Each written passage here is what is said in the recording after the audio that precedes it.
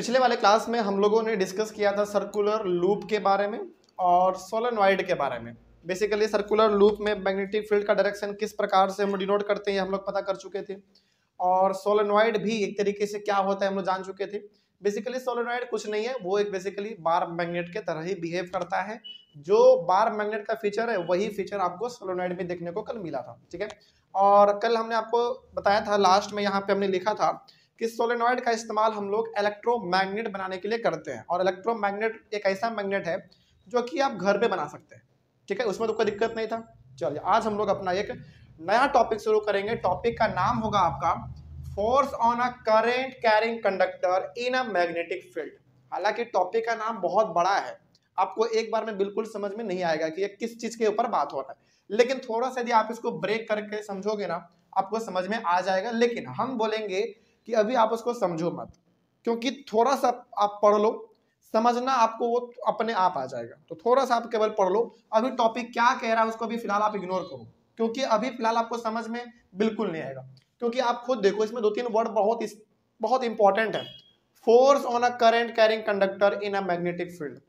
Simple सा मतलब इसका समझने का यदि समझा जा सकता है वो ये कि मैग्नेटिक फील्ड क्या करेगा, किसी भी एक कंडक्टर के ऊपर फोर्स लगाएगा। लेकिन कैसे लगता है भाई ये तो नहीं पता, इसलिए अभी आप फिलहाल इसको टॉपिक को इग्नोर करो। अब इसके अंदर क्या लिखा हुआ पहले आप इसके ऊपर आओ, तब आपको बेहतर तरीके से समझ में आ पाएगा। चलिए सबसे पहले कुछ बातें इंपॉर्टेंट है वो हम लोग देख लेते हैं। पहला इसमें है we know that current flowing through a conductor produces a magnetic field around it. ये तो हम लोग बहुत ही भरपूर पढ़ चुके हैं। क्या पढ़े हैं भाई, देखो सिंपल सा, we know that current flowing through a conductor produces a magnetic field around it। ये तो हम लोग शुरुआत क्लास से ही पढ़ते आ रहे हैं। जैसे हमने कल आपको एग्जांपल, कल क्या लगभग बहुत क्लास में हमने आपको एग्जांपल दिया कि जैसे मान लीजिए ये हमारा एक कंडक्टर है, कंडक्टर है तो वैसी बात है ये करंट इसे फ्लो करेगा। मान लीजिए कि करंट हमारा इधर से इधर जा रहा है और इस कंडक्टर के पास करंट है, इसका मतलब है कि इसके चारों तरफ क्या है, मैग्नेटिक फील्ड है। ये तो हम जानते ही हैं, ये वही पॉइंट यहाँ पे लिखा हुआ था। आगे, अब French scientist Andre Marie Ampere, ये नाम आपको याद आ रहा होगा, ये नाम आपको याद आ रहा है एंड्रे मैरी एम्पियर जी का? कुछ लग रहा है इलेक्ट्रिसिटी से मिलता जुलता? हाँ बिल्कुल। तो इलेक्ट्रिसिटी में इस इंसान के बारे में हम लोगों ने बहुत ज्यादा पढ़ा था, ठीक है। चले, और इलेक्ट्रिक करंट का जो SI यूनिट है वो आपका एम्पियर है, इन्हीं के नाम पे रखा गया था, तो इसके बारे में हम लोग जानते हैं। आगे, तो अब French scientist Andre Marie Ampere suggested that the magnet must also exert an equal and opposite force on the current carrying conductor। इसमें ना बेसिकली न्यूटन्स के थर्ड लॉ का बात कर रहा है। अब सवाल है कि सर पढ़ रहे हैं magnetic field of electric current, यहाँ पे न्यूटन का थर्ड लॉ कैसे आ गया? आया नहीं है, उसी के बारे में वो बात कर रहा है। थोड़ा सा आप इसको ऐसे समझो, जैसे मान लीजिए ये हमारा एक कंडक्टर है, इससे हमारा करंट पास हो रहा है इधर से इधर, आप सपोज करो बस, ठीक है, इमेजिन करो और अपने माइंड में ना एक पिक्चर बनाओ, पता चलेगा आपको, बहुत इंपॉर्टेंट है।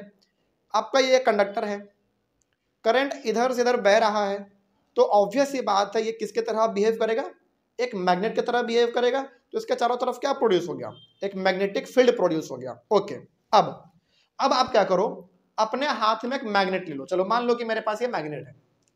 अब मैग्नेट है तो इसके आजू बाजू भी क्या है, मैग्नेटिक फील्ड है। तो जब इस मैग्नेट को आप इसके नजदीक लेकर आएंगे ना, तो जितना फोर्स ये मैग्नेट इसके ऊपर लगाएगा उतना ही फोर्स ये भी इसके ऊपर लगाता है। आप इसको दोबारा समझो, बहुत इंपॉर्टेंट था ये, इसलिए हम इसको दोबारा बताना चाहेंगे। ये कंडक्टर आपका है, करंट इधर से इधर पास हो रहा है, और करंट जब भी किसी कंडक्टर से पास करता है तो ये किसके तरह बिहेव करता है, मैग्नेट के तरह। अब चूंकि मैग्नेट है तो इसके चारों तरफ मैग्नेटिक फील्ड भी है, पहला बात हमारा ये हो गया। अब आगे, अब हमारे हाथ में ये तो कंडक्टर था, लेकिन अब ये हमारा प्योर मैग्नेट मान लो, एकदम चुंबक। चुंबक है तो ऑब्वियस ही बात है इसके चारों तरफ में मैग्नेटिक फील्ड है। अब आप इन दोनों को आपस में पास लेकर आओ, दोनों को साथ लेकर आओ, तो ऑब्वियस ही बात है ये जितना फोर्स इस पे लगाएगा उतना ही फोर्स ये भी इसके ऊपर लगाता है। ये हमको किसने बताया, ये हम लोगों को एंड्रे मैरी एम्पियर जी ने बताया। और कहने का मतलब यहाँ पे हम लोग इनडायरेक्टली न्यूटन्स के थर्ड लॉ के बारे में पढ़ रहे हैं। थर्ड लॉ में क्या देखा था आपने कि every action equal and opposite reaction. वही बात इसमें भी कहा है कि जितना आप धक्का उस पर लगाओगे वो भी आपके ऊपर उतना ही धक्का लगाएगा। तो ये यहाँ पे क्या ये बात समझ में आया आपको?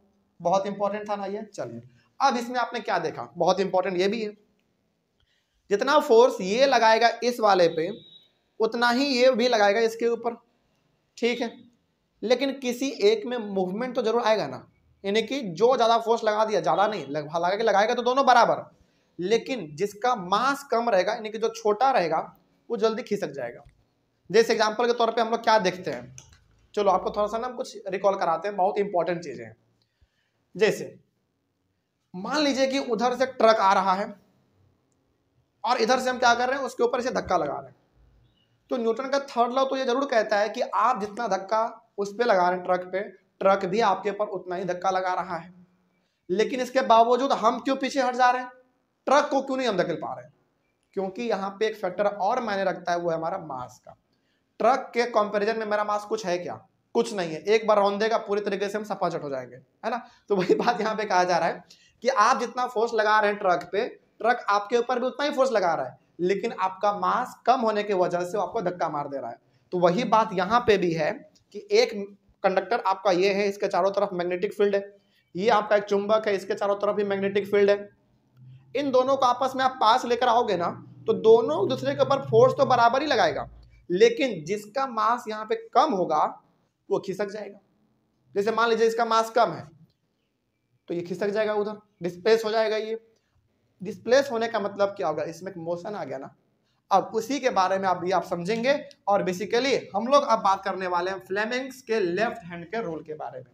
कई बार आपने इसका नाम सुना होगा, फ्लेमिंग का लेफ्ट हैंड क्या है, लेफ्ट हैंड क्या है। अब बहुत आराम से इसको समझिए, बहुत इंपॉर्टेंट है ये। चलिए अब हम लोग बेसिकली फ्लेमिंग्स का लेफ्ट हैंड रूल डिस्कस करने वाले। याद कीजिए आपने पढ़ा था राइट हैंड थंब रूल, तो आपने राइट हैंड इस्तेमाल किया था। अब लेफ्ट हैंड है तो लेफ्ट हैंड इस्तेमाल करेंगे। चलो देखा जाए कितना इंपॉर्टेंट ये चीज है। पहले होता क्या है फ्लेमिंग का लेफ्ट हैंड रूल, ये देख लो पहले। Fleming's left hand rule is used to find the motion और द फोर्स। देखो मोशन बोले, याद रखिएगा इसको, मोशन बोले या फिर फोर्स बोले, दोनों का मतलब आपको सेम समझना है, ठीक है।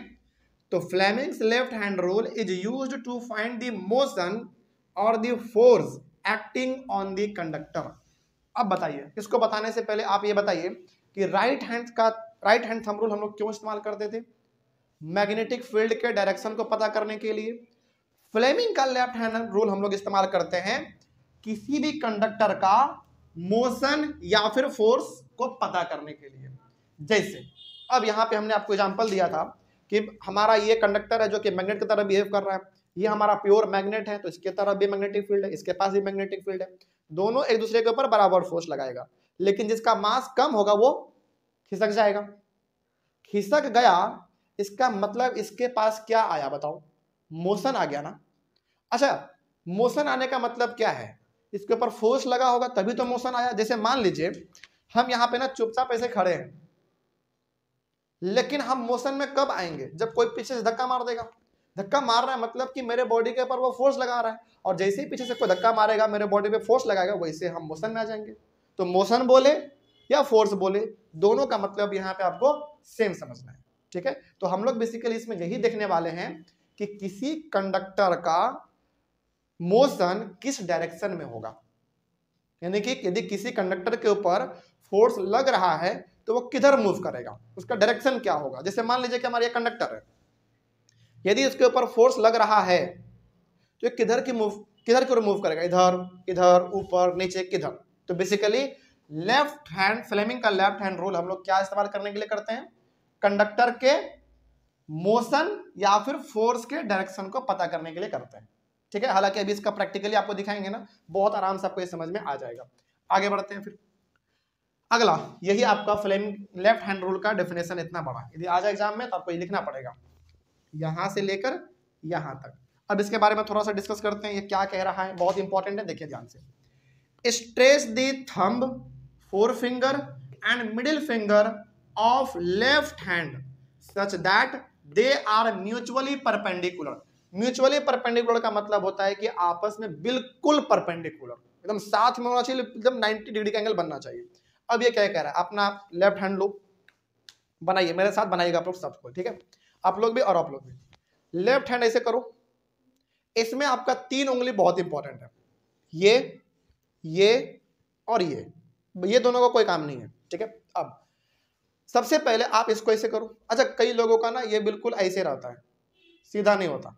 जैसे मेरा हमेशा सीधा करने के लिए कोई कहेगा ना मेरा तो ऐसा होता है, लेकिन हाँ हो जाता है, कोशिश करने के बाद ऐसे हो जाता है। पहला ये हो गया, दूसरा ये वाला बिल्कुल सीधा, ठीक है, ये हो गया आपका।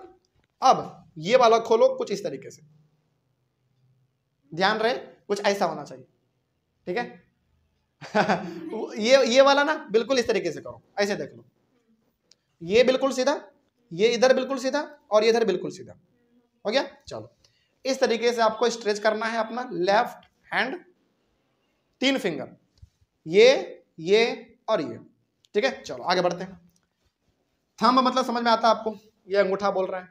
4 फिंगर मतलब ये वाला और मिडिल फिंगर ये वाला, ठीक है। आगे बढ़ते हैं।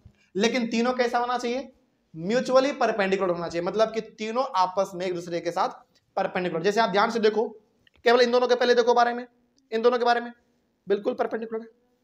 अब इन दोनों के बारे में देखो तो जरा, ये दोनों भी आपस में परपेंडिकुलर, तो तीनों आपस में क्या हो गए, परपेंडिकुलर हो गए। इसी को हम लोग कहते हैं म्यूचुअली परपेंडिकुलर, ठीक है। आगे, the 4 finger points in the direction of magnetic field. चलिए आपका जो 4 फिंगर है, बहुत ध्यान से समझिए, the 4 finger points in the direction of magnetic field. 4 finger कौन सा था आपका, ये वाला, ये शो करता है मैग्नेटिक फील्ड को। तो अब आप पेन उठाओ अपना, जल्दी पेन उठाओ और यहां पे लिखो मैग्नेटिक फील्ड, छोटा सा लिख लेना, ठीक है। MF लिख लो शॉर्ट के लिए, जिसका मतलब होगा मैग्नेटिक फील्ड। हम भी लिख ले रहे हैं, आप भी लिख लो। इससे क्या होगा, आप भूलोगे नहीं। अभी आप रिवीजन कर रहे हैं, मतलब अभी आपका क्लास चल रहा है, तो आप लिख के काम चला सकते हैं। अब एग्जाम हॉल में लिख के मत जाना, नहीं तो आपको बाहर कर देगा फिर। हाँ, आधा घंटा 1 घंटा बाहर कर देता वो लोग, और टीचर खरूस मिल गया तो पूरा एग्जाम रद्द कर देगा, ठीक है। लिख लो, हो गया। चलिए, हालांकि आपको याद हो जाएगा, प्लस अभी समझाने के लिए आपको हम लिखवा रहे हैं। तो ये आपका क्या डिनोट करेगा, मैग्नेटिक फील्ड के डायरेक्शन को शो करेगा, ठीक है। आगे बढ़ते हैं। The middle finger points in the direction of current. ये जो आपका मिडिल फिंगर है, ये करंट को शो करेगा, तो यहाँ पे C लिख लो, C फॉर करंट, ओके। हालांकि हमको तो पता है, लेकिन फिर भी हम आपको समझाने के लिए अपने उंगली में भी लिख रहे हैं, ठीक है। आगे, and the thumb points in the direction of motion और द फोर्स। यहाँ पे दोनों वर्ड लिखा हुआ है, आपको कोई एक समझ लो, फोर्स समझ लो या फिर मोशन समझ लो। चलो आप मोशन ही समझ लो, तो मोशन यहाँ पे लिख लो M, थंब में लिख लो M, मोशन, हो गया। तो इस वाले में लिख लो आप, अंगूठे में M लिख लो, 4 फिंगर में MF लिख लो मैग्नेटिक फील्ड, और इसमें लिख लो C यानी कि करंट। कोई दिक्कत नहीं इसमें। चलिए आगे बढ़ते हैं। तो इस तरीके से यदि आप अपने लेफ्ट हैंड के इन तीनों उंगली को ऐसे कुछ कर देते हो, तो यही आपका कहलाता है फ्लेमिंग का लेफ्ट हैंड रूल। लेकिन अभी आपने केवल सीखा है इसको करना, अब फ्लेमिंग का लेफ्ट हैंड रूल कहता क्या है, इसका एग्जाम्पल कैसे समझेंगे हम लोग, अब ये हमारा मेन चीज है। तो क्या फ्लेमिंग के लेफ्ट हैंड में यहाँ तक में तो कोई दिक्कत नहीं होना चाहिए, बड़ा सिंपल है। पहला बात आपने इसमें ये सीखा आपने कि फ्लेमिंग के लेफ्ट हैंड को हम लोग इस्तेमाल क्यों करते हैं, कंडक्टर के मोशन या फिर फोर्स के डायरेक्शन को पता करने के लिए, ठीक है। वही पॉइंट, पहला पॉइंट यहाँ पे लिखा हुआ था। और इसमें आपने देखा कि किस तरीके से फ्लेमिंग का लेफ्ट हैंड आपको इस्तेमाल करना है। इस्तेमाल मतलब कैसे इसको अरेंज करना है। सबसे पहले इस तरीके से करो कि तीनों आपस में म्यूचुअली परपेंडिकुलर हो जाए, ठीक है। चलिए आगे बढ़ते हैं। अब फ्लेमिंग का जो लेफ्ट हैंड रूल है, इसका रिजल्ट क्या है, रिजल्ट मतलब कि आखिर ये काम कैसे करता है। चलिए, और एग्जाम में कई बार आता है, तो इसको बहुत ध्यान से आप लोग समझ लीजिए। क्या लिखा हुआ है, पहला पॉइंट देखो बहुत ध्यान से। पहला पॉइंट कहा जा रहा है इसमें, if the direction of a current flowing through the conductor is reversed, the direction of force experienced by the conductor is also reversed. इसका मतलब क्या हुआ, चलो इसको ना थोड़ा सा आपको एग्जांपल देके समझाते हैं। ऐसे करो अपना उंगली, एकदम लेफ्ट हैंड लगाओ जरा, किया आपने ऐसा। इसमें किसका पहले बात हुआ है, करंट का बात हुआ है। तो करंट आपका कौन सा था, ये वाला आपका करंट है। चलो अभी फिलहाल हमारा ये ऐसे है, ठीक है। अब ध्यान से देखना, यहां पे हम क्या समझाना चाहते हैं आपको। ये मैग्नेटिक फील्ड का डायरेक्शन, ये अभी फिलहाल किधर है, ऊपर की ओर है, और इधर आप करंट है। तो कहने का मतलब यहां पे ये है कि करंट आपका इधर है, करंट का डायरेक्शन ये है, मैग्नेटिक फील्ड का डायरेक्शन ये है, तो मोशन किधर हो रहा है, अपवर्ड डायरेक्शन। ओके, अब आप क्या करो, करंट के डायरेक्शन को चेंज कर दो। मान लो कि अब इधर से आ रहा था, अब इधर से आएगा, तो मोशन किधर दिखेगा आपको, नीचे दिखेगा। तो क्या पहला पॉइंट क्लियर? तो पहले पॉइंट में क्या कहा है कि यदि आप करंट के डायरेक्शन को चेंज करते हो तो मोशन का डायरेक्शन ऑटोमेटिक चेंज हो जाएगा। जैसे अभी हमारा करंट ऐसे था, करंट हमारा ये वाला है, अब हमने इसको ऐसे कर दिया, यानी कि करंट के डायरेक्शन को चेंज कर दिया हमने, तो क्या मोशन का भी डायरेक्शन चेंज हुआ? बिल्कुल हो गया। तो क्या पहला पॉइंट क्लियर? आगे बढ़ते हैं। अच्छा, मान लीजिए अभी ऐसा था हमारा, ऐसा, तो मोशन ऊपर था, ऐसा हमने कर दिया, करंट अब इधर है हमारा, मैग्नेटिक फील्ड एकदम सेम रहेगा, अभी ये हमारा नीचे हो गया। तो यही कह रहा है पहले वाले में कि if the direction of current flowing through the conductor is reversed, the direction of force experienced by the conductor is also reversed. तो ये जो आपका कंडक्टर था जिसमें मोशन आएगा, उसका भी डायरेक्शन चेंज हो गया ना। अगला पॉइंट देखो क्या है, if the direction of magnetic field is reversed, then also the direction of force acting on the current carrying conductor it gets reversed। यहां पे आपने क्या चेंज किया था, करंट का डायरेक्शन को चेंज किया था। अब आप मैग्नेटिक फील्ड का डायरेक्शन को चेंज करके देखो, क्या तब भी मोशन अलग होगा कि नहीं होगा? देखते हैं, मोशन चेंज होगा कि नहीं वो देखते हैं। चलो अभी फिलहाल आप ऐसे करो, आपका मैग्नेटिक फील्ड का डायरेक्शन इधर है, करंट इधर है, ये आपका ऊपर है। अब इसके डायरेक्शन को आप चेंज करो, मान लेते हैं कि अभी हमारा इधर है, अब इसके डायरेक्शन को हम ऐसे कर देते हैं, यानी कि मैग्नेटिक फील्ड अब हमारा इधर है, पहले ऐसे था इधर, अब ऐसे हो गया। तो क्या मोशन का डायरेक्शन भी चेंज हुआ? बिल्कुल हुआ, बिल्कुल हो जाएगा, स्ट्रेट हो जाएगा इस तरीके से। तो कहने का मतलब आप करंट के डायरेक्शन को चेंज करो या मैग्नेटिक फील्ड के डायरेक्शन को चेंज करो, ये ऑटोमेटिक चेंज होता रहेगा, मोशन चेंज होता रहता है। तो वही यहाँ पे लिखा हुआ था, कोई दिक्कत नहीं ना इसमें। चलिए मान लेते हैं हमारा पहले ऐसे था, हमने ऐसे कर दिया, हो सकता है ना। अब आप थोड़ा सा क्या करो, इसको ऐसे भी कर सकते हो, ये नीचे भी हो जाएगा हमारा। तो ये बेसिकली ये दो पॉइंट आपको क्या समझा रहा है, ये दो पॉइंट आपको ये समझा रहा है कि फ्लेमिंग के लेफ्ट हैंड रूल में यदि आप करंट के डायरेक्शन को चेंज करते हो या मैग्नेटिक फील्ड के डायरेक्शन को चेंज करते हो तो मोशन जो होगा कंडक्टर में वो ऑटोमेटिक चेंज हो जाता है। अच्छा, क्यों नहीं चेंज होगा जरा बताओ? क्योंकि तीनों फिंगर तो आपस में जुड़ा हुआ है ना, इसीलिए यदि कोई एक चेंज होगा तो ये ऑटोमेटिक चेंज हो जाएगा।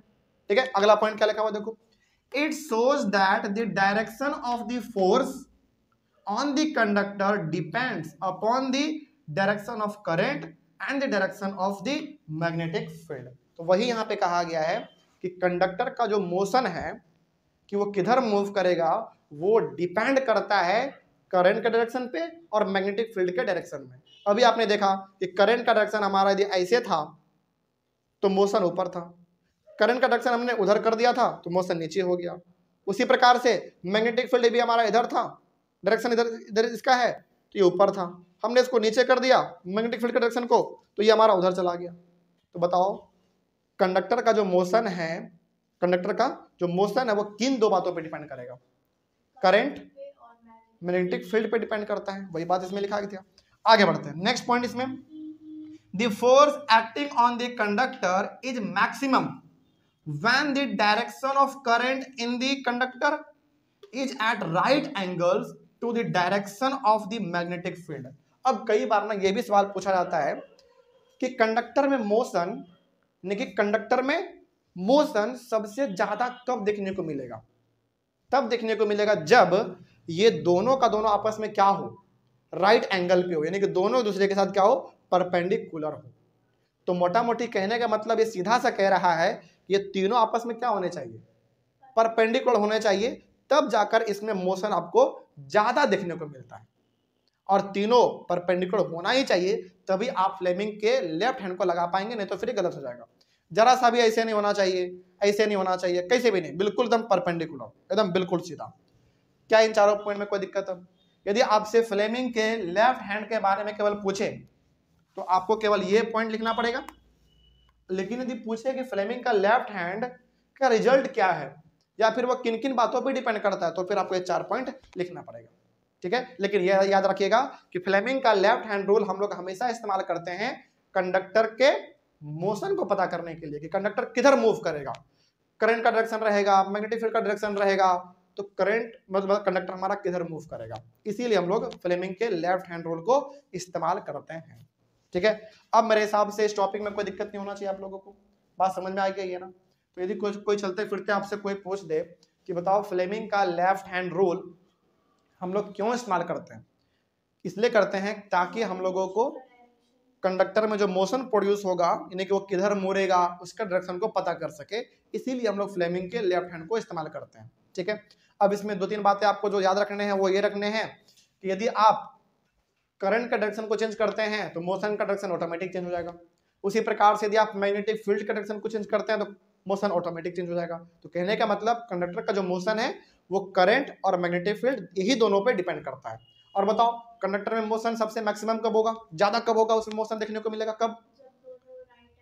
बिल्कुल, जब दोनों करंट और मैग्नेटिक फील्ड जब दोनों आपस में राइट एंगल पे हो, बिल्कुल परपेंडिकुलर। ठीक है, तो एक बार फिर से दोबारा आपको बता देते हैं, ये हो गया आपका लेफ्ट हैंड, ये हो गया आपका फ्लेमिंग का लेफ्ट हैंड रूल, ये मोशन है या फिर आप फोर्स भी कह सकते हैं, ये आपका मैग्नेटिक फील्ड है और ये आपका करंट है। बस हो गया, यही था हमारा। चलिए इसका स्क्रीनशॉट किन्हीं को लेना है तो ले लीजिए एक बार जल्दी से। स्क्रीनशॉट लेने के बाद हम लोगों का इस चैप्टर में एक लास्ट टॉपिक बच रहा है, डोमेस्टिक सर्किट, है ना, डोमेस्टिक सर्किट बच रहा है, उसको हम लोग अपने स्क्रीन पे ही कर लेंगे क्योंकि उसमें केवल थ्योरी है जो कि आपको आराम से स्क्रीन पे भी समझ में आ जाएगा। उसमें बेसिकली हम लोगों को अर्थ वायर के बारे में बात करना है, फ्यूज के बारे में बात करना है, फिर से ओवरलोडिंग क्या होता है, शॉर्ट सर्किट क्या होता है, इन सब के बारे में बात करना है। तो हम लोग अपने स्क्रीन पे कर लेंगे, इसमें तो कोई दिक्कत नहीं है। चलिए, कोई डाउट रहेगा तो आप लोग एक बार कमेंट कीजिएगा, हम लोग मिलेंगे अपने स्क्रीन पे। Thank you very much and have a nice day.